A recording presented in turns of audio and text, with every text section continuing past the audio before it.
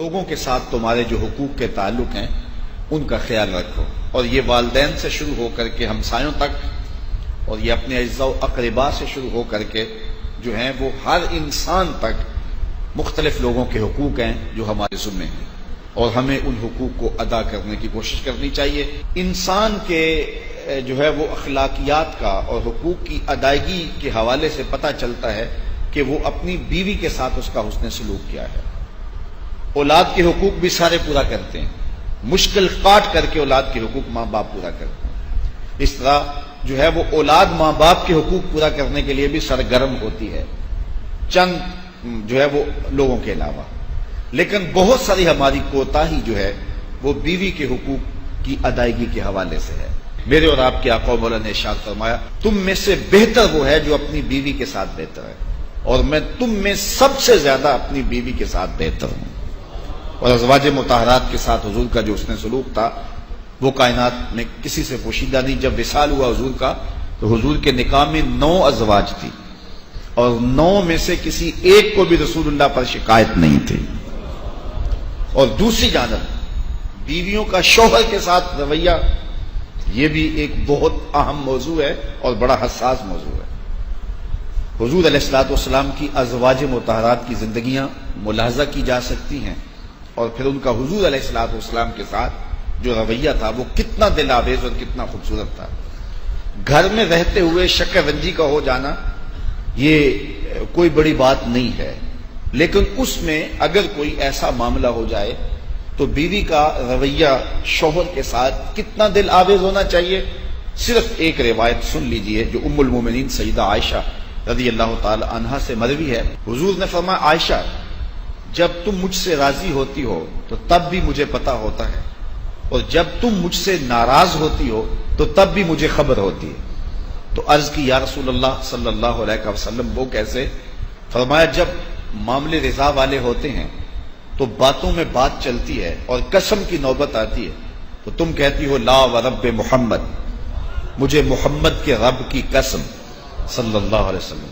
اور جب کوئی شکر رنجی ہوئی ہوتی ہے اور پھر باتوں میں قسم کی نوبت آ جائے تو تم قسم کی نوبت جب آئے تو کہتی ہو لا ورب ابراہیم، مجھے ابراہیم کے رب کی قسم۔ تو اس وقت مجھے پتا ہوتا ہے کہ اب طبیعت میں کوئی ملال ہے۔ تو حضور علیہ السلام نے جب یہ ارشاد فرمایا تو ام المومنین نے عرض کی، ما احجرو الا اسمک، حضور نام چھوڑتی ہوں دل میں آپ ہی بستے ہیں۔ اب مجھے بتائیے یہ کتنی حساسیت ہے کہ جب حضرت عائشہ رضی اللہ تعالیٰ عنہا کا حضور سے کوئی ایسا معاملہ ہو جاتا ہے تو اس ناراضگی کی خبر پورے محلے کو نہیں ہوتی، اس ناراضگی کی خبر جو ہے وہ پورے سسرال والوں کو، میکے والوں کو نہیں ہوتی، ہمسایوں کے ساتھ باتیں نہیں ہوتی کہ آج کل ہماری تلخی چل رہی ہے، بلکہ اتنا باریک پیرایا ہے ناراضگی کے اظہار کا کہ بس جب قسم کی نوبت آئے تو لا ورب محمد کی جگہ لا ورب ابراہیم کہا جاتا ہے۔ تو یہ سمجھنے والی بات ہے کہ شوہر اور بیوی کا رشتہ کتنا نازک ہے، اور شوہر سے اگر کوئی گلہ شکوہ پیدا بھی ہو جائے تو بیوی کو اس کا اظہار کتنے خوبصورت پیرائے میں کرنا چاہیے، نہ کہ جنگ و جدل کا ماحول پیدا کر دیا جائے۔ ہمارے خاندانوں میں، ہمارے گھروں کے اندر جو ازدواجی زندگیاں ہیں وہ بہت ہی زیادہ تلخ ہیں، الا ماشاءاللہ سویر سے لے کر شام تک ایسی کہانیاں سامنے آتی ہیں۔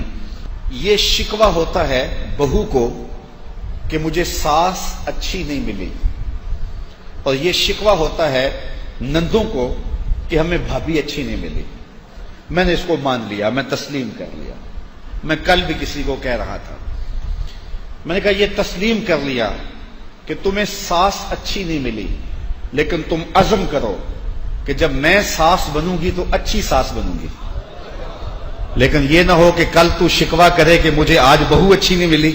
جو شکوہ آج تیری ساس کو تیرے ساتھ ہے اور جو تو کہہ رہی ہے، تو ایسا نہ ہو اس انداز سے یہ ایک ایک ادا نوٹ کرتی جا کہ ساس میں کیا کیا کوتاہی ہوتی ہے جس سے بہو اذیت میں ہوتی ہے، یہ نوٹ کرتی رہے۔ کل تو نے بھی ساس بننا ہے، تو اچھی ساس بن کے دکھانا۔ اور میں نندوں کو بھی کہتا ہوں، آج تمہیں بھابھی اچھی نہیں ملی، لیکن تم نگاہ میں رکھو کہ کون کون سی غلطیاں ہوتی ہیں جو ہے وہ اذیت کا سامان ہوتی ہیں، اور کل تم نے بھی کسی کی بھابھی بننا ہے اور کسی کے گھر جانا ہے، اتنی خوبصورتی کے ساتھ تم زندگی گزارنا کہ لوگ آشش کریں، تو یہ کیا شکوہ ہے کہ مجھے ساس اچھی نہیں ملی، مجھے جو ہے وہ بھابھی اچھی نہیں ملی؟ تو اگر یہ تمہارے ساتھ حادثہ ہو گیا ہے تو پھر تم جو ہے وہ کسی اور کے ساتھ یہ حادثہ نہ ہونے دینا، اور یہ کوشش کرنا کہ اچھے انداز سے آگے بڑھنا۔